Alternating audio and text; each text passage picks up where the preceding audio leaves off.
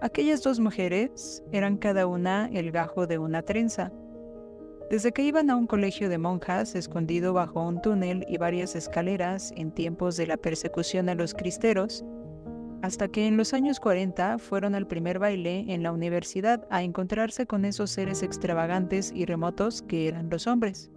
No los hombres de sus casas, que eran a veces como muebles y a veces como frazadas, sino los que las miraban con ojos de codicia y curiosidad, los que pensaban en ellas con todo y sus piernas, en ellas con todo y el hueco bajo sus cinturas, en ellas como algo también impredecible y turbador.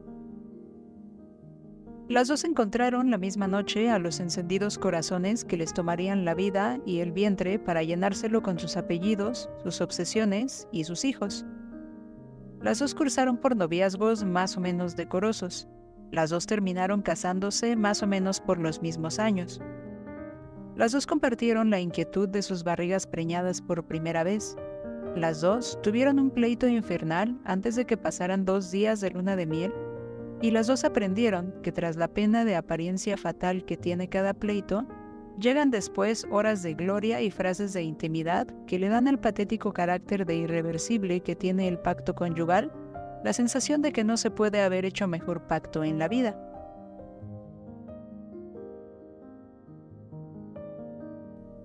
Las dos guisaban con tantos parecidos de cebolla y hasta sus pasteles despedían un olor igual, aunque se hornearan en hornos y horarios muy distintos. No conformes con eso, las dos tuvieron 5 hijos cada una. Pasaban las tardes cosiéndoles vestidos en serie y cuidando a los 10 hijos como si fueran pastoras del mismo rebaño.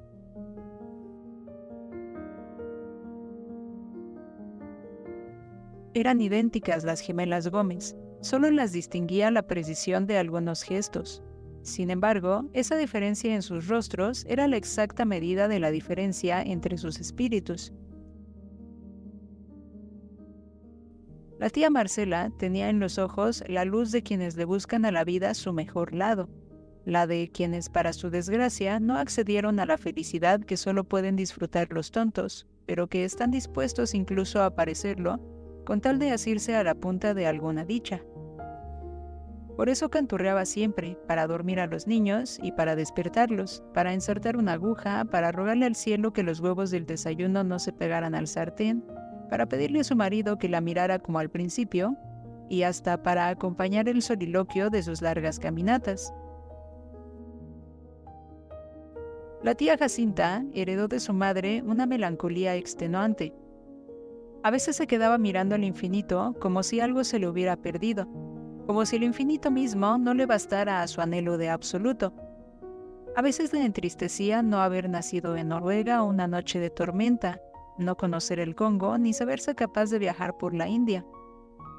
Estaba segura de que nunca vería Egipto, de que jamás podría recorrer la sierra de Chihuahua, de que el mar con sus traiciones y sus promesas no sería nunca su compañero de todos los amaneceres. Desde niña había leído con pasión, pero de cada historia que leía no sacó nunca la certidumbre de estar dentro de ella que sienten muchos lectores. Al contrario, cada historia, cada lugar, cada personaje había servido siempre para que ella se hundiera en la nostalgia de solo seguir siendo ella. No sería jamás una suicida como Ana Karenina, ni una borracha como Ava Gardner, ni una loca como Juana de Orleans, ni una invasora como Carlota Amalia, ni una cantante desaforada como Celia Cruz. Tenía 5 hijos, por lo tanto, nunca podría saber lo que era tener 2, ni lo que sería tener 10. Tenía una casa mediana y un marido comerciante, entonces nunca sabría de los palacios ni del hambre. Su marido tenía el pelo castaño y dócil, entonces ella jamás entendería lo que era acariciar un pelo hirsuto y negro como el de Emiliano Zapata, una cabeza dorada como la de Henry Fonda, o una por completo calva como la del obispo Toriz.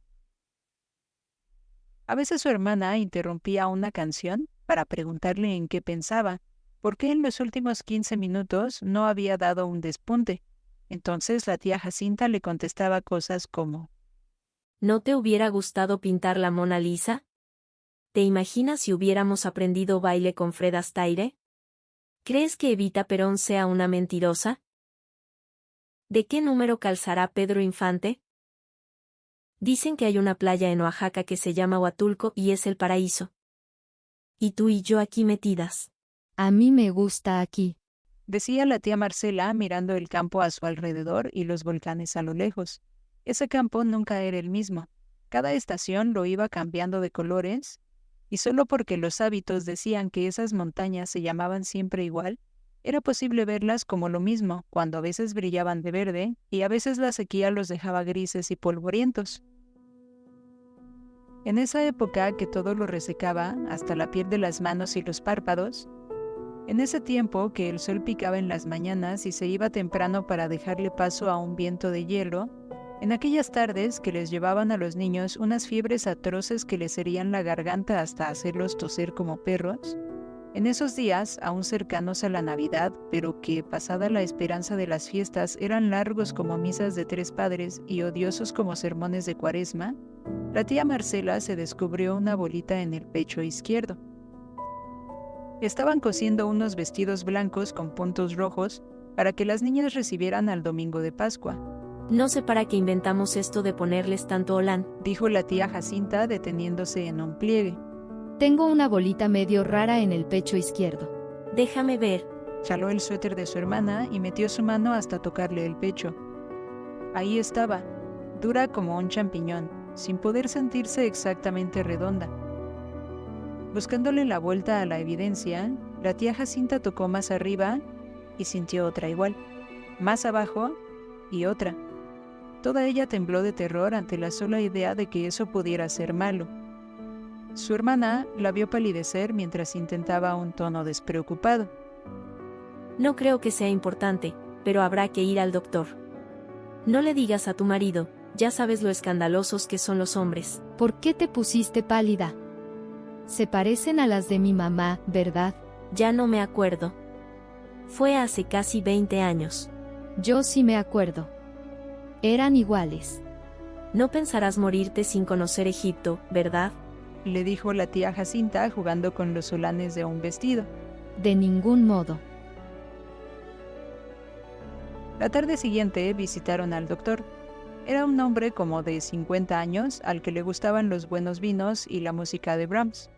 Lo conocían desde que tenían memoria. Alguna vez tuvo el pelo castaño y completo, pero solo hasta entonces, la tía Jacinta le conoció el gesto de misericordia que de pronto le embellecía los ojos.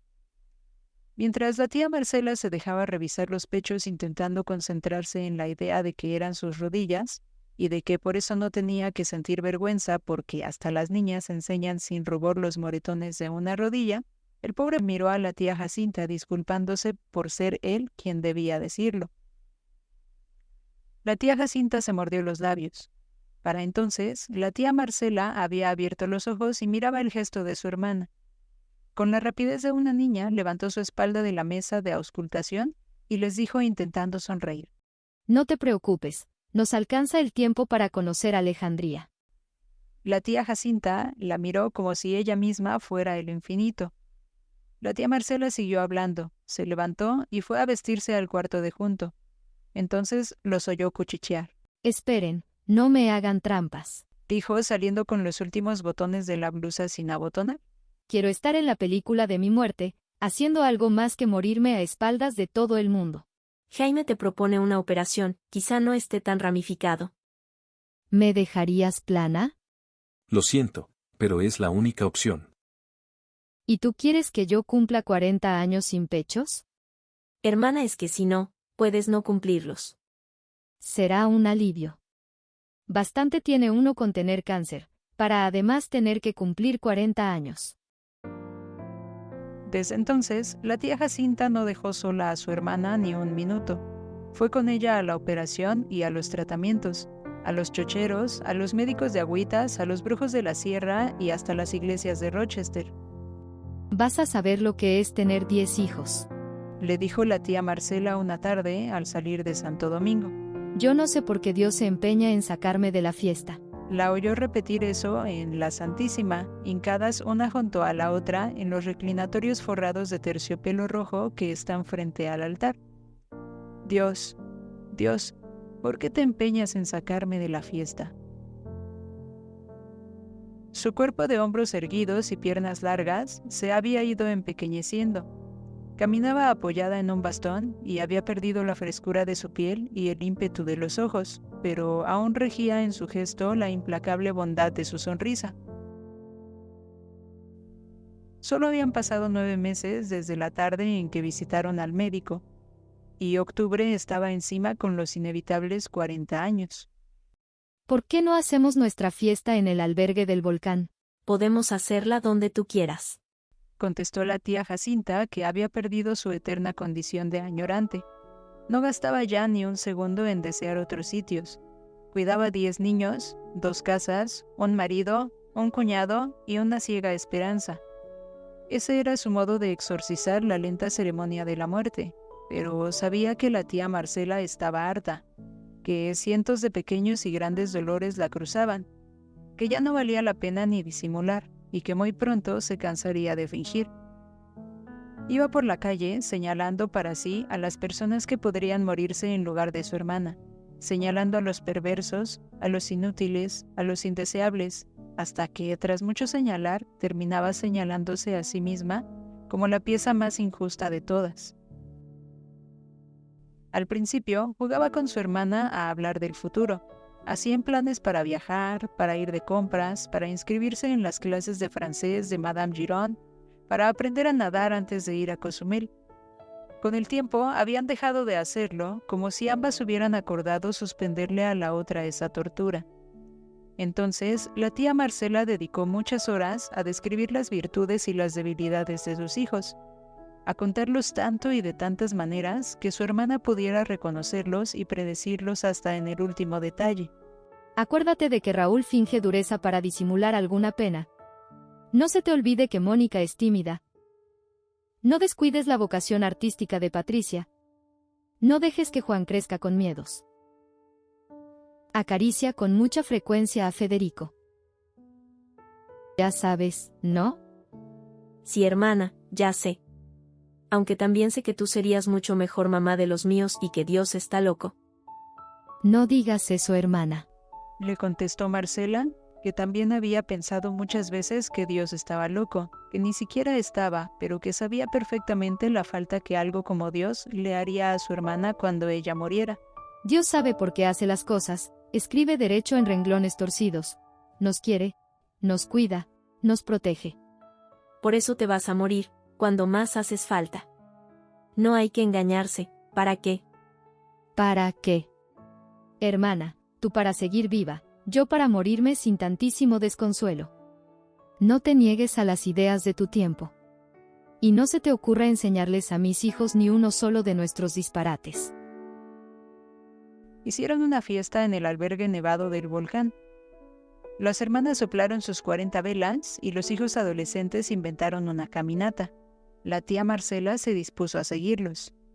¿A dónde vas, Marce? Todavía no estás bien. Le dijo su marido, con el que la tía Marcela aún jugaba a que alguna vez se aliviaría. Nada más a que me pegue el aire. Voy contigo, Dijo la tía Jacinta, ayudándola a levantarse. Afuera hacía un frío de esos que se meten por la nariz hasta el último lugar del cuerpo. Me va a odiar por traicionarlo. Voy a ser siempre la mujer que lo dejó a medio camino. ¿Y qué le digo? Que no sea injusto, que me tenga más lástima de la que siente por él, que me perdone, que yo no tengo la culpa, que por favor no me olvide, que se case con otra, que me cuente lo atractiva que le parezco, que durante el siguiente mes me diga mi vida, en lugar de oye Marce. La tía Jacinta le pasó un brazo sobre los hombros y no le contestó. Se quedaron así hasta que los maridos se acercaron. Durante un rato hablaron de la belleza del volcán, de cómo hacía brillar la nieve, de la primera mañana que estuvieron allí juntos. Luego volvieron los hijos colorados y ardientes contando sus hazañas. Vámonos ya, cuarentonas. Dijo el marido de la tía Marcela acariciándole el cuello. La ayudó a bajar hasta el coche y la instaló adentro arropándola como a una niña. La tía Jacinta se acercó y le dio un beso. Conste que te acompañé a cumplir años. Al día siguiente no quiso levantarse. Me están pesando los 40. Coqueteó con la tía Jacinta cuando la vio llegar con el aliento entreverado de angustia. 2 días después, el médico se decidió a ponerle morfina. Ayer soñé con Alejandría. Le dijo a la tía Jacinta cuando despertó de alguno de los trances en que la colocaba la droga. Con razón quieres ir. ¿Qué vas a hacer con tus deseos? Los voy a heredar. Dijo la tía Jacinta con la pena en los labios. Habría que ir también a Dinamarca y a Italia, a Marruecos y a Sevilla, a Cozumel y China. Volvió a decir la tía Marcela. Me estoy volviendo como tú. ¿Qué vas a hacer con tus deseos? Hacía un año que todos sus deseos eran el solo deseo de no perderla. Hacía mucho que su hermana se había vuelto a París y Nueva York, Estambul y las islas griegas, el más largo resumen de imposibles con que la hubiera torturado la vida.